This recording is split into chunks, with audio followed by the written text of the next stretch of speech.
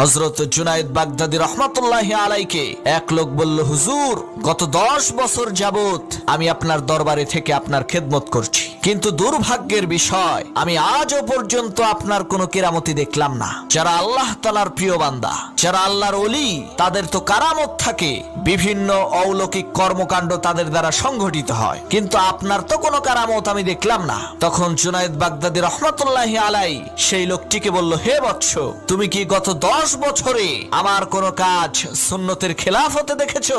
সেই লোক বলল, না, তা তো দেখি নাই। তখন জুনায়েদ বাগদাদী রহমাতুল্লাহি আলাই বললেন, এর চাইতে বড় কারামত আর কি দেখতে চাও, যে একজন লোক 10 বছরের মধ্যে একটা কাজও নবীজির সুন্নতের পরিপন্থী করেনি। সুবহানাল্লাহ, কত বড় আল্লাহর ওলি, 10 বছরে একটা সুন্নত তার বাদ যায়নি। আহারে, আর আমরা প্রতিনিয়ত প্রত্যেক দিন নবীজির শত শত সুন্নতকে জবাই করছি।